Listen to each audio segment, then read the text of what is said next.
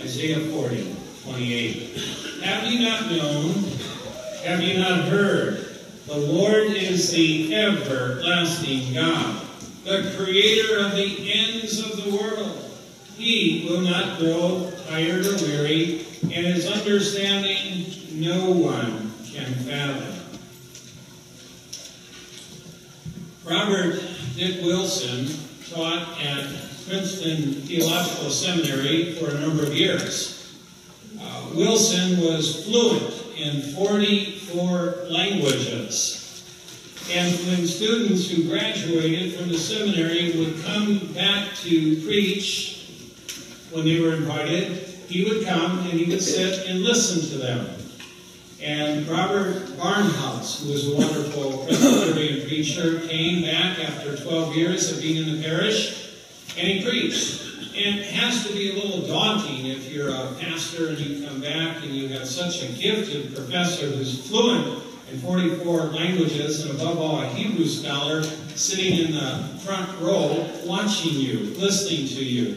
I've had only that kind of experience once at the Lutheran Layman League. On one occasion, Billy Graham's favorite preacher, Oswald Hoffman, was sitting in the front row. And Dr. Hoffman was paying close attention, but he was so very encouraging all the way through. But back to Barnhouse. Barnhouse tells of the response to the sermon he preached. After chapel, Wilson walked up to him and said, quote, "If you come back again, I will not come to hear you preach. I come only once. And I'm glad to see that you are a big Godder. That you are a big Godder. When my boys come back to preach, I want to find out if they're a big Godder or a little Godder, to see which one they are." Barnhouse asked them to explain. Wilson said, "Well, some men have a little itty-bitty God, and they are always in trouble with him. This God can't do any miracles. He can't make inspiration and transmission of the Scriptures come out faithfully. He doesn't intervene on behalf of his people. They have a little God, and I call them little Godders. Then there are those who have a great God, an awesome God. He speaks, and it is done. He commands, and it stands fast. He knows how to show himself strong on behalf of those who respect him. You, Donald, have a great God, and he will bless your ministry." Wilson paused for a moment, smiled, and said, "God bless you," and walked out. Our God is awesome, and then some. He is a big God, not a dinky deity or a distant deity or a devilish deity whose disciples slaughter innocent people, behead those who believe differently, and who rape little girls. Nor is he a God who can be bribed by the filthy, wretched rags of good works that man tries to offer in order to cover up his evil. He cannot be bribed by people that think little of holiness and little of sin. The God of Abraham, Isaac, and Jacob, the God to whom Isaiah makes reference to in the Old Testament reading, is everlasting and then some. He is a holy God without sin. And he is a God who fills the whole wide universe and then some. And when you compare the gods of ancient scriptures, the God of Israel, the God of all grace, the God of Abraham, Isaac, and Jacob, the God and Father of our Lord Jesus Christ, is unique, is different in so many striking, critical, crucial ways. The God of Scripture is holy. The God of Scripture is everlasting. The God of Scripture fills the whole universe, and it's this God of Scripture who puts on a human body to come into the world to suffer with us, for us, and by us. He is the only God of compassion, and the only God that offers real hope to mankind. He is awesome and then some. Every single promise made by this gracious God, from Adam to Abraham, from Adam to Moses, from Adam to Matthew, to the whole of Scripture, has been fulfilled. He is a God of passion, power, precision, and perspicuity. From the promise of a virgin-born child who would be God, to a suffering servant who would suffer for the sins of mankind, this God is awesome and then some, keeping all his promises. He is the only God that makes prophecies and promises and fulfills them in deep love.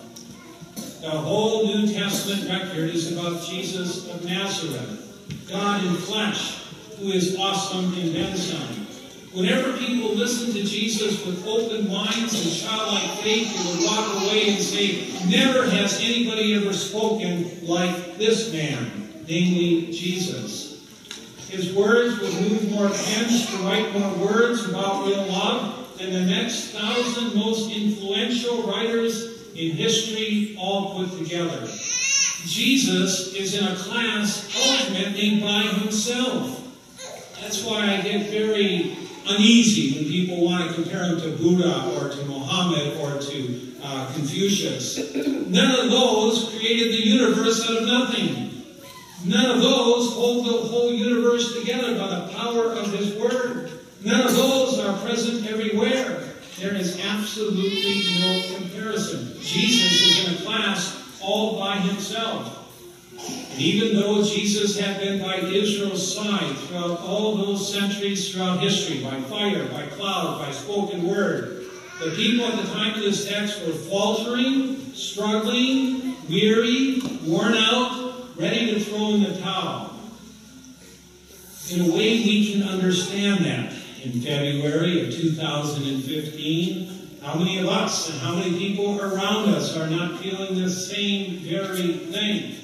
The people of Israel back then, it kind of makes sense. They had seen Assyria take the 10 tribes and had taken them into captivity and pillaging and plundering and hurting and pummeling them. And then later they saw how Babylon destroyed the temple of Solomon, crushed it, and then took the brightest and best of the Jews into captivity. And now on the horizon they were seeing another great power, Persia, coming up, and they wondered what next big shoe would drop upon them. What kind of new slavery would they be part of? We take for granted, we're one of the few nations that has really ever had to undergo the kinds of slavery that have been pretty well universal in the world, because the love of Christ enlightened people to instruct them that slavery is wrong. And even in the New Testament, how careful Paul is to guide people to work around it and with it and under it, and to look to the slave of all slaves, Jesus Christ, for inspiration and wisdom. Yes, it is easy to become weary, and we can understand. We work for 80, 90 hours a week, decade after decade after decade, and we seek to advance the cause of the gospel, and we look around us, and our culture is just becoming more callous, more cruel, more corrupt, more lawless in so many ways. We teach the 10 words of freedom, God's law, and we teach about God's incredible, staggering love, and yet at the same time our society sinks and sinks and sinks into deeper corruption, chaos, and cruelty. So we get tired, we flag, we fail. Fatigue cripples our resolve. We toil and moil to the point of asking, Lord, are we making a difference? It is here that we, in all our various vocations, need to hear that beautiful word in Isaiah chapter 40. For Isaiah is our friend, and Isaiah enables us to soar. He helps us to see a big God. He is a big God, not a little God. And to see the awesome love of our Heavenly Father, the Potter, who conforms each of us to His grace, to Jesus Christ, making us a messianic masterpiece for all eternity. Remember Jacob, the dream that he had in Genesis chapter 28? He was on his way to a new menu and venue, and all of a sudden he has this dream, and he sees millions and billions of followers of the God of Abraham, Isaac, and Jacob, from the east to the west, and the north and the south, and he wakes up. I have just seen something that is awesome. He said he saw an awesome God and then some. It is this awesome God who took on a body for you and for me. It is this awesome God who came into the world to face all the fury and forces of hell for you and for me, drinking eternal death for you and for me, that we could live in hope, die in peace, and have life for all eternity in pure joy. No other God has remotely done any of these things that the Lord Jesus Christ has done for mankind. One day, the same Savior, the one mediator between God and man, will swoop down and take us to the new heaven and earth. And Isaiah was promising the children of Israel through God that one day God would take the children of Israel and swoop down and pick them up and bring them back to their homeland. And he did. And it was the same way that this same God, the God of all grace, took Israel, a nation of slaves, and in one day pulled them out of the slavery of Egypt. Miraculously, the same Savior not only destroyed the devil's frontman, Pharaoh and his army, not only saved Israel, as he promised 430 years earlier, but he left standing the pyramids. Jesus left standing the pyramids. Jesus left standing those pyramids to remind us of an abiding testimony how so often the accomplishments of mankind are built on oppression, cruelty, and sin, unless the love of Christ enters the equation.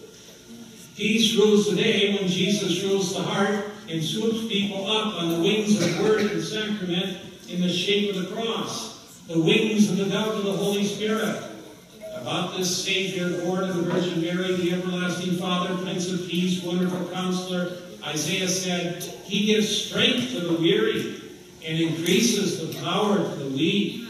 Even young men and women shall grow tired and weary, and young men shall stumble and fall. But those who hope on the promises of the Lord will renew their strength. They will soar on wings like eagles. They will run and not be weary. They will walk and not be faint. All of this through Jesus Christ.